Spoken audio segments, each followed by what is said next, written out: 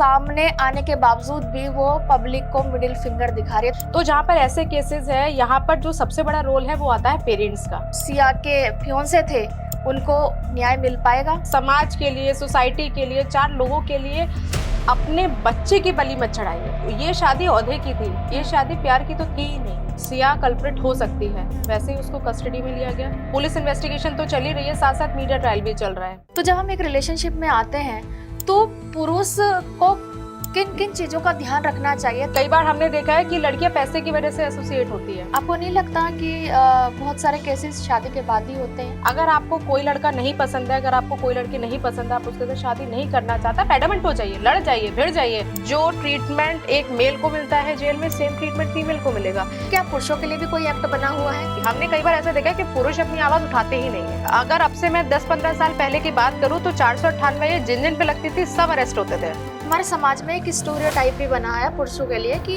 मर्द को दर्द नहीं होता। मर्द के भी इमोशंस है अपने, हम उनकी क्यों नहीं रिस्पेक्ट कर रहे हैं? एज अ सोसाइटी भी हम देखते हैं कि अगर कोई फीमेल के अगेंस्ट कोई क्राइम हो जाता है तो उसको बहुत ज्यादा हाईलाइट किया जाता है, बट मेल के अगेंस्ट कोई क्राइम हो रहा है तो उसको क्यों नहीं उस नजरिए से देखा जा रहा है? पुरुषों के क्या क्या राइट्स हैं? थाना ये मान के चलता है कि लड़के के साथ तो कुछ हुआ ही नहीं होगा। कहीं ना कहीं मैंने थाने को बायस्ड भी देखा है लड़कियों के लिए।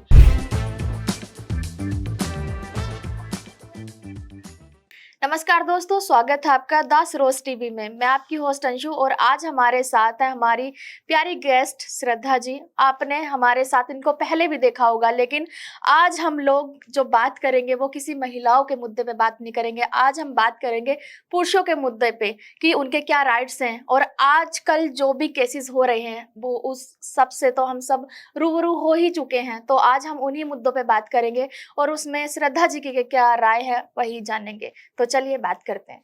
स्वागत है आपका। Thank you Anshu. और श्रद्धा जी, जैसे आपने देखा कि हमारे समाज में कितने सारी न्यूज़ अब चल रही हैं, कितने सारे क्राइम जो अभी पुरुषों के खिलाफ भी हो रहे हैं। हाल में ही एक केस हुआ था पूना में, जहाँ पे सिया ने अपने ही फियोंसे का मर्डर कर दिया था और ये प्रूफ भी हुआ, उनके चैट से लेके उनके सब कुछ जो भी सामने आए सबूत, उसमें प्रूफ हुआ है कि सिया ने ही वो साजिश रची थी और उन्होंने ही उसको अपने बॉयफ्रेंड के साथ मिलके मर्डर कराया। और अभी इतना कुछ सामने आने के बावजूद भी वो पब्लिक को मिडिल फिंगर दिखा रही है। तो आप बताइए कि वो इतनी हिम्मत कहाँ से ला रही हैं और इतना कुछ करने के बाद भी क्या जो सिया के फियोंसे थे उनको न्याय मिल पाएगा? देखिए, सिया के फियांसे के साथ जो भी हुआ, अभी सारी कुछ अंदर विवेचना है, क्योंकि अभी ये क्लियर नहीं हुआ है कि सिया ने ही उनको धक्का दे करके मारा था, क्योंकि अभी चार्जशीट भी फाइल नहीं हुई है। बट जितना कुछ भी मीडिया में आ रहा है उससे लोग अप्रीहेंड कर रहे हैं कि सिया ही है वो जिसने अपने फियांसे को धक्का दे करके मारा है। बट क्योंकि अगर हम प्राइमा फेसाई देखें तो ये लग रहा है कि सिया हो सकती है। तो जहाँ पर ऐसे केसेस है, यहाँ पर जो सबसे बड़ा रोल है वो आता है पेरेंट्स का।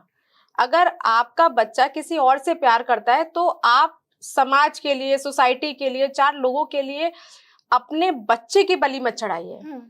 सिया वाले मैटर में भी वही था कि वो अपने बॉयफ्रेंड से प्यार करती थी, पर उसका बॉयफ्रेंड उस फैमिली लेवल का नहीं था जिस फैमिली से वो आ रही थी।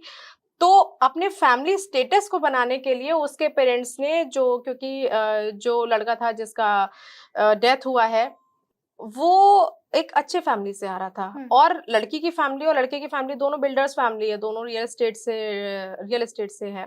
तो दोनों का कद औधा दोनों बराबर था। तो ये शादी औहदे की थी, ये शादी प्यार की तो थी ही नहीं।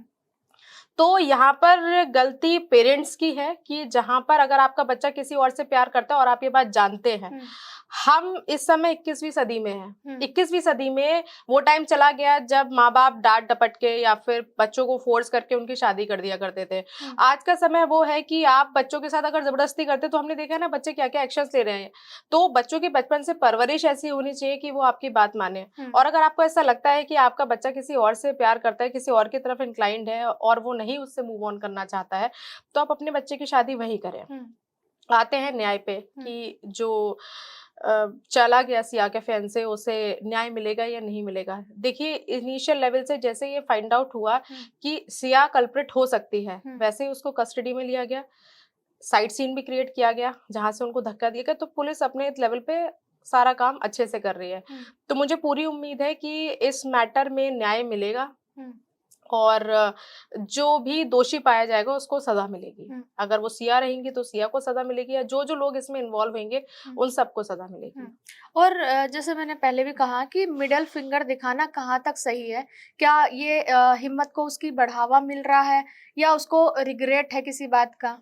देखिए, मिडल फिंगर दिखाना ये एक गलत तरीका है। अगर आप किसी चीज़ से अगर आप नाखुश भी हैं हम्म, और आप ऑलरेडी अंडर एग्जामिनेशन चल रही हैं, हम्म, आपकी ऑलरेडी कस्टडी में है, आप जुडिशियल कस्टडी में हैं, तो अगर आपका फ्रस्ट्रेशन भी है तो ऐसे आप पब्लिकली मत दिखाइए, इससे कुछ नहीं होता, सिर्फ आपकी इमेज खराब होती है। हम्म, तो आप कोऑपरेट कीजिए, जो भी आपकी विवेचना चल रही है, आप हम्म, एग्जामिनेशन अपना प्रॉपर करवाइए।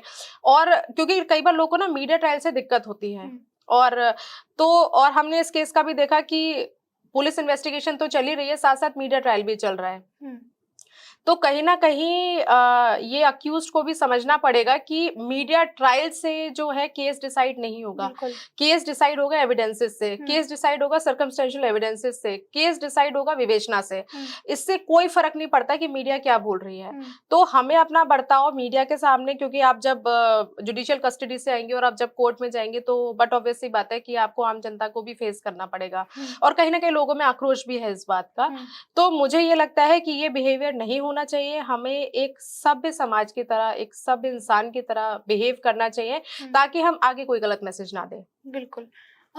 जब हम किसी एक रिलेशनशिप में आते हैं, वो एक लड़के के लिए खासकर है क्योंकि आज हम बात कर रहे हैं एक पुरुष के मुद्दों को लेकर ही।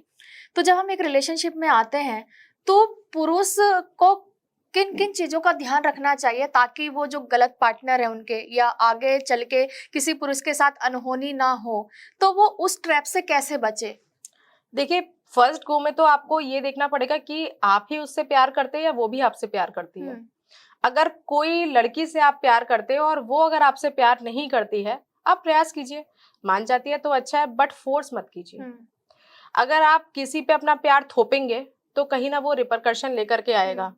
तो आपको ये समझना पड़ेगा भावनात्मक तौर पे भी कि आप जिस लड़की के साथ एसोसिएट हो रहे हैं, वो आपके साथ क्यों एसोसिएट हो हुँ, रही है।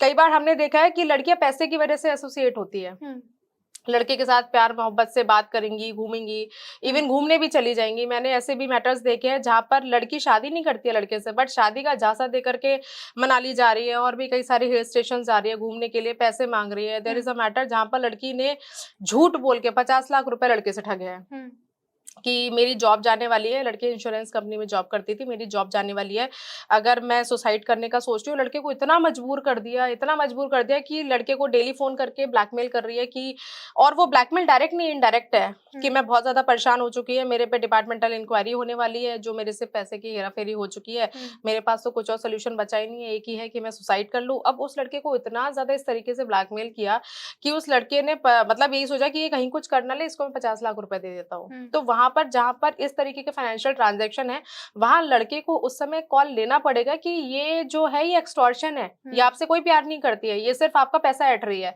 तो वहाँ पर आपको खुद को कंट्रोल करना पड़ेगा। हुँ, जहाँ पर लड़कियाँ हम देखते हैं कि फैमिलीज़ में बहुत ज़्यादा घुसने की कोशिश करती है, और लड़कियों का बैकग्राउंड जो है वो बहुत मैटर करता है। आप किस लड़की के साथ एसोसिएट है, उसका क्रिमिनल बैकग्राउंड देखिए, हुँ, उसकी हिस्ट्री देखिए क्या रही है। कहीं हुँ, उसका कोई इसी तरीके जो लड़कियाँ, जैसे मैंने आपको अभी ये बताया कि जहाँ पर लड़कियाँ पैसे एक्सटॉर्ट करती है, हुँ, वो पहले भी यही करती आई हैं। हुँ, मल्टीपल एंगेजमेंट्स टूटती है लड़कियों की सिर्फ पैसे-पैसे की ही वजह हुँ, से। तो आप अगर किसी भी लड़की के साथ एसोसिएट हो रहे हैं और वो आपसे अपना कोई भी वेस्टेड इंटरेस्ट अगर फुलफिल करने की कोशिश कर रही है, हुँ, तो वहाँ पर आप अलर्ट हो जाइए। हुँ। और आपको अगर ये लग रहा है कि आपको ये ब्लैकमेल कर रही है, उस स्टेज ऑफ टाइम पे आप उसके अगेंस्ट लीगल एक्शन भी ले सकते हुँ। हैं। और आपको नहीं लगता कि बहुत सारे केसेस शादी के बाद ही होते हैं? जैसे कि आप अभी थोड़े राजा रघुवंशी का केस हुआ हाँ, था हाँ। या मेरठ में भी नीले ड्रम वाला केस हुआ था। तो शादी के बाद कितने सारे केस होते हैं और मुझे ऐसा लगता है कि बहुत सारी चीज़ें ऐसे होता है कि हम प्रयास ही करते रहते हैं कि हम अपने रिलेशनशिप को बचाएँ। लेकिन वो रिलेशनशिप इतना टॉक्सिक हो जाता है कि फिर वो एक क्राइम को अंजाम दे अंजाम देता दे है। देता है। इस पे आपकी क्या राय है? देखिए, जैसे आपने सोनम का एग्ज़ाम्पल लिया, तो यहाँ पर भी सिया वाला ही मैटर है मोर और लेस। वो हुँ, किसी और लड़के से प्यार करती थी, उसकी शादी करवा दी। और ऐसे मल्टीपल हम मैटर्स देखते हैं जहाँ पर शादी किसी और से करना चाहती थी, किसी और से करवा दी। हुँ, तो हुँ, आप वो भावनात्मक तौर पे वो दिल से तो उस व्यक्ति से नहीं जुड़ सकती ना जिसके साथ उसकी शादी हुई है। तो कहीं ना कहीं कुछ लोग रिस्पेक्टफुली इस बात को बोल देते हैं कि भाई मैं अपने पेरेंट्स के प्रेशर में आकर के मैंने शादी की है। कुछ लोग ऐसे होते हैं जिनको लगता है कि अगर हम किसी क्राइम को अंजाम देंगे, अगर लड़के को हम मार देते, उसका हस्बैंड है उसको मार देते, तो मैं मेरे जिस बंदे से मैं प्यार करती हूँ उस बंदे के साथ मैं रह सकती हूँ। बट लोगों को ये समझ में नहीं आता है कि आज का जो युग है वो लीगली बहुत साउंड युग है, टेक्निकल युग है। आप कोई भी क्राइम करेंगे आप पकड़े जाएंगे। हमने रिसेंटली देखा था कि बच्ची ने अपनी माँ को मार दिया सरकारी नौकरी के पीछे। तो आज के टाइम पे आप पुलिसिंग से नहीं बच सकते। तो अगर आप कोई किसी भी क्राइम को अगर आप अंजाम देने की कोशिश कर रहे हो और आप पेरेंट्स के प्रेशर में आकर अगर आप शादी कर रहे हैं या किसी भी रिलेशनशिप में जा रहे हैं जिसमें आप नहीं जाना चाहते हैं, आप वहां पर अगर आपने क्राइम कमिट किया तो आपका जो अल्टीमेट ऑब्जेक्ट है ना उस लड़के के साथ आके रहना, आप दोनों की जिंदगी जेल में कटेगी। तो एनीवे आप कभी साथ में नहीं रह पाएंगे। अगर आपको कोई लड़का नहीं पसंद है, अगर आपको कोई लड़की नहीं पसंद है, आप उसके साथ शादी नहीं करना चाहता, एडमंट हो जाइए, लड़ जाइए, भिड़ जाइए, लेकिन गलत शादी मत कीजिए। क्योंकि आप अपनी जिंदगी तो बर्बाद कर ही रहे हैं लेकिन अपने साथ साथ उस लड़की की या उस लड़के की, उन दोनों के परिवार की जिंदगी बर्बाद कर रहे हैं।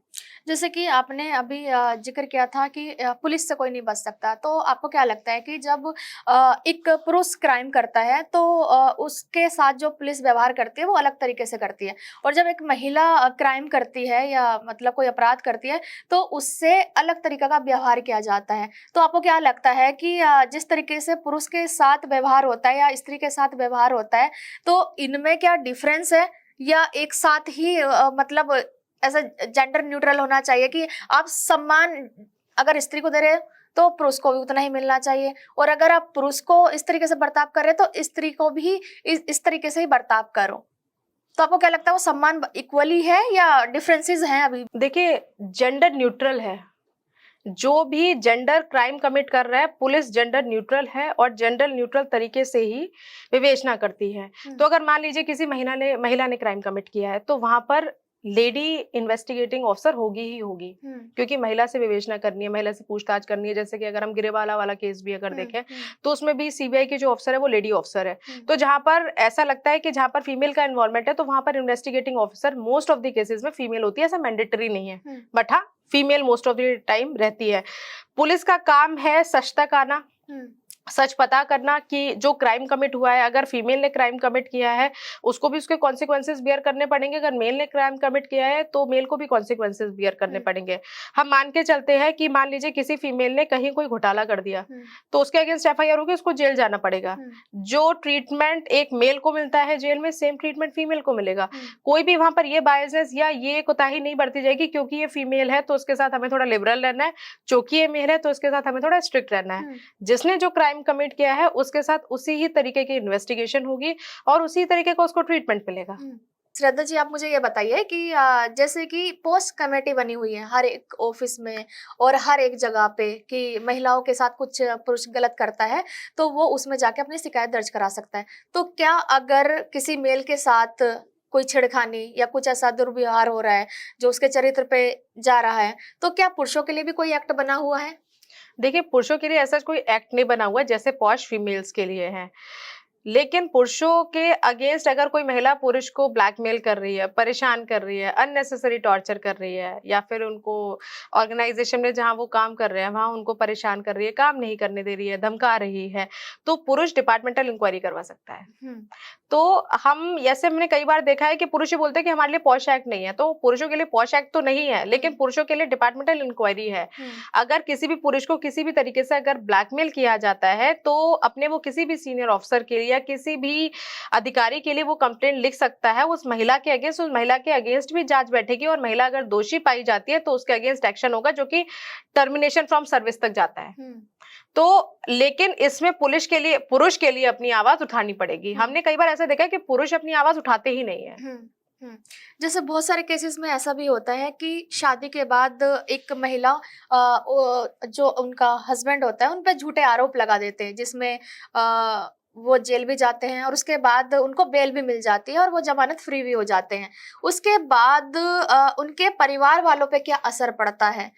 क्या वो उसी तरीके से सोसाइटी में जी पाते हैं या चल पाते हैं उसी तरीके से? और बहुत सारे ऐसे केसेस मैंने देखे भी हैं जहाँ पे वो बेल मिलने के बाद अपने घर आते ही सुसाइड कर लेते हैं।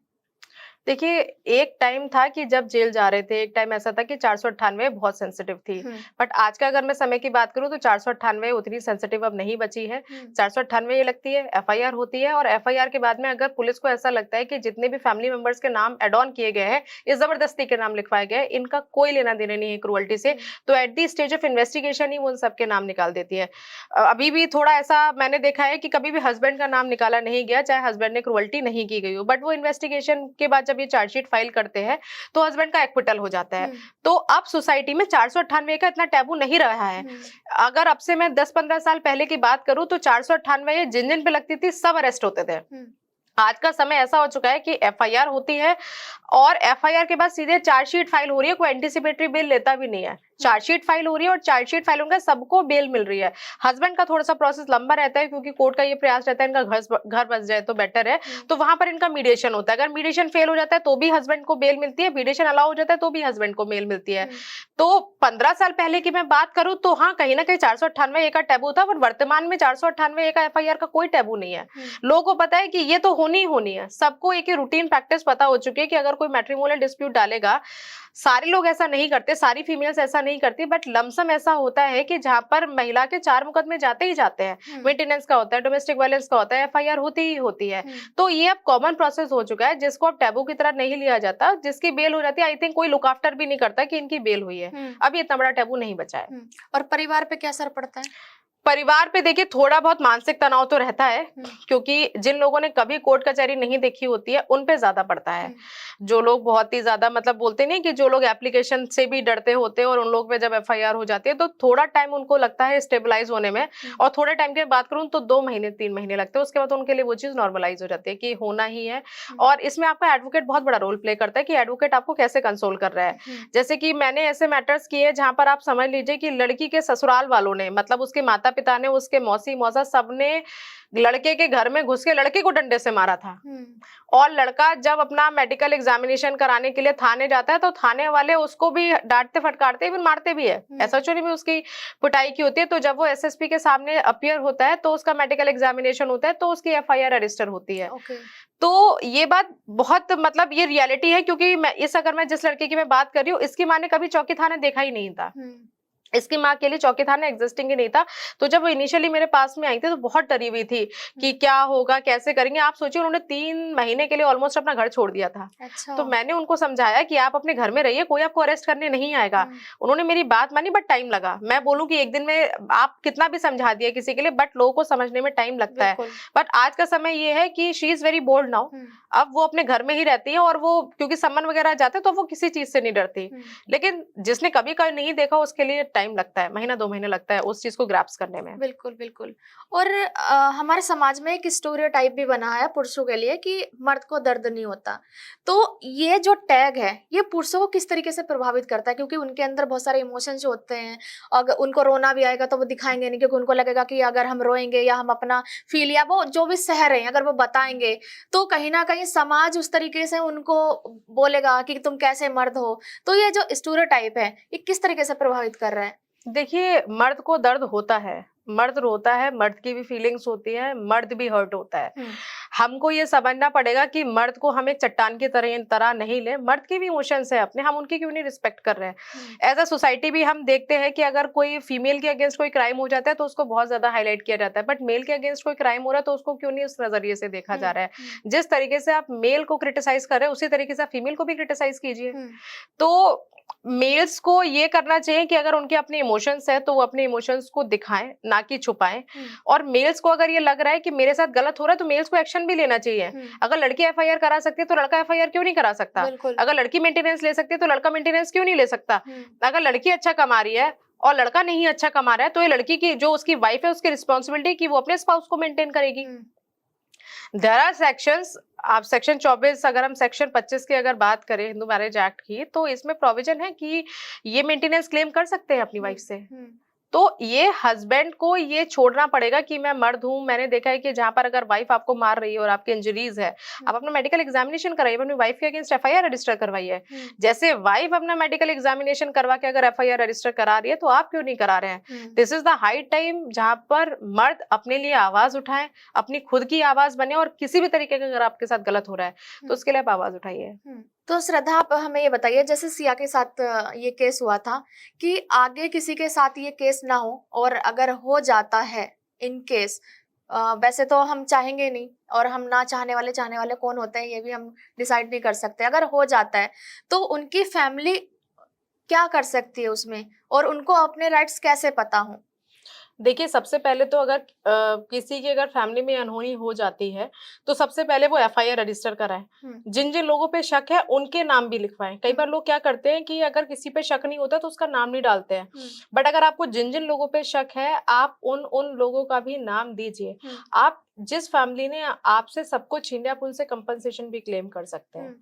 ठीक है, तो फैमिलीज के पास बहुत सारे राइट्स है। सबसे पहला राइट है फेयर ट्रायल का। अब हमने कई बार ऐसा देखा है कि जहां पर इस तरीके के मैटर्स होते हैं, जो कि जैसे सिया का हम मैटर ले ले, बहुत ज्यादा ट्रेंडिंग चल रहा है, तो अगर हमें ये लग रहा है कि हमारा जो इन्वेस्टिगेटिंग ऑफिसर है वो विवेचना ठीक से नहीं कर रहा, या हम एक पर्टिकुलर इंस्टीट्यूशन की ही बात ले लें कि वो पर्टिकुलर इंस्टीट्यूशन ही ठीक से काम नहीं कर रहा, पुलिस विभाग ठीक से काम नहीं कर रहा है, तो हम हाईकोर्ट जाकर के हम विवेचना भी चेंज करा सकते हैं। अगर हमें लग रहा है कि हमारा इन्वेस्टिगेटिंग ऑफिसर ठीक काम नहीं कर रहा है, तो हम किसी दूसरे इन्वेस्टिगेटिंग ऑफिसर को अपॉइंट करवा सकते हैं, तीसरे इन्वेस्टिगेटिंग ऑफिसर को अपॉइंट करवा सकते हैं। फिर भी लग रहा है हमें कि हमें फेयर हमारी विवेचना नहीं हो रही है, तो हम हाई कोर्ट में एक एप्लीकेशन लगाएंगे और किसी भी इन्वेस्टिगेटिंग एजेंसी जैसे कि सीबीआई है, उनको विवेचना ट्रांसफर की जा सकती है। तो ये सारी बात एग्रीव्ड पार्टीज को ये पता होना चाहिए कि अगर आपके साथ फेयर विवेचना नहीं हो रही है, तो आपके पास विवेचना ट्रांसफर करवाने का भी आपके पास अधिकार है। आप हाई कोर्ट से वो रिलीफ ले सकते हैं। आप एक एडवोकेट हैं, क्या आपके पास कोई ऐसा एग्जाम्पल है जहाँ पे किसी पुरुष ने ये कंपनसेशन क्लेम किया हो और उसको प्रोवाइड किया गया हो? ऐसा मैटर हमने फाइल किया है जो अंडर ट्रायल चल रहा है अभी, क्योंकि लड़की हमसे ज्यादा कमाती है। ऑल्दो अभी मेंटेनेंस ग्रांट नहीं हुआ, हमने सेक्शन 24 पे मूव किया है, अभी ग्रांट नहीं हुआ है, बट कोर्ट ने हमारी एप्लीकेशन को एडमिट कर लिया। पर ये बताइए कि इतना टाइम एक पुरुष के केस में क्यों लगता है? वहीं लड़की क्लेम करती तो शायद उसको इमीडिएटली एक्सेप्ट किया जाता और उसको प्रोवाइड हो जाता है। एक्चुअली कोर्ट दोनों केसेस में बेसिकली इंटरिम मेंटेनेंस का प्रावधान खाली फीमेल के केस में है। अगर हम मेल के केस के सेक्शन 24 सेक्शन 25 के अंदर एक जो हस्बैंड है वो एलिमनी और मेंटेनेंस क्लेम कर सकता है, उसमें इंटरिम का प्रावधान नहीं है। इंटरिम का मतलब है तुरंत, जिसमें बहुत ज्यादा प्रामा फेसाई केस नहीं देखा जाता है। अगर ऊपर मतलब अगर फेरिफेरल लगता है कि ये मैटर मेंटेनेंस का मेंटेनेबल है, तो मेंटेनेंस जो पीड़िता है उसको ग्रांट होता ही होता है, बट वो till the pendency of the trial होता है। तो इस वाले केस में भी क्योंकि ये परमानेंट मेंटेनेंस होता है, तो कोर्ट अपने पेपर्स को सेटिस्फाई करना चाहती है कि जो मैं मेंटेनेंस ग्रांट कर रहा हूँ वो ठीक है, इसलिए थोड़ा सा लंबा प्रोसेस चलता है। अगर कोर्ट इस बात से सेटिस्फाई होती है कि लड़का मेंटेनेंस के लिए एंटाइटल्ड है, तो लड़के को मेंटेनेंस मिलता ही मिलता है। श्रद्धा, आप एडवोकेट हो और सही इंसान हो, आप हमें इस चीज के लिए बताने के लिए कि अगर एक पुरुष को अपने अधिकार जानने हो, क्योंकि बहुत सारे पुरुष को पता ही नहीं होता कि अगर मेरे साथ ये हो रहा है तो मुझे कहाँ जाना है, किसकी हेल्प लेनी है और मेरे क्या राइट्स हैं, तो पुरुषों के क्या क्या राइट्स हैं, अगर आप कम शब्दों में हमें बता सकें तो जिससे कि जो हमारी ऑडियंस है या जो पुरुष हमें देख रहे हैं वो उनको सही बात या सही जानकारी उन तक पहुंच सके। जी देखिए, पुरुषों के पास अधिकार ये है कि आप, अगर मैं मैट्रिमोनियल डिस्कॉर्ड की अगर बात करूं जो कि अभी बहुत ज्यादा चल रहा है, अगर आपकी वाइफ आपको किसी तरीके से भी मार रही है, पीट रही है, किसी भी तरीके की आपके साथ क्रूअल्टी कर रही है, ससुराल वाले आपको मेंटली फिजिकली टॉर्चर कर रहे हैं, अगर आपके पास साथ फिजिकल टॉर्चर हो रहा है या मेंटल टॉर्चर हो रहा है, आप उससे अगर नहीं अगर टॉलरेट कर पा रहे हैं, आप एफआईआर कराइए और सारे लोग के अगेंस्ट कराइए जो आपको टॉर्चर कर रहे हैं। फिजिकल टॉर्चर के साथ साथ मेंटल टॉर्चर भी अकाउंटेबल है ही है। अगर आपके साथ फिजिकल टॉर्चर हो रहा है, मारपीट हो रही है, तो उसका मेडिकल एग्जामिनेशन कराइए। मेडिकल एग्जामिनेशन कोशिश आप कीजिए कि जिस समय आपके साथ मारपीट हुई हो आप तभी कराएं। इसके बाद में अगर आपको ये लगता है कि जो आपका ट्रायल है, आपकी एफआईआर फॉर एग्जांपल रजिस्टर नहीं हो रही, क्योंकि लड़कों के साथ जो सबसे ज्यादा दिक्कत आती है जो मैंने देखी वो एफआईआर रजिस्ट्रेशन में आती है, क्योंकि अगर मैं थाने लेवल की बात करूं तो थाना ये मान के चलता है कि लड़के के साथ तो कुछ हुआ ही नहीं होगा, और कहीं ना कहीं मैंने थाने को बायस्ड भी देखा है लड़कियों के लिए।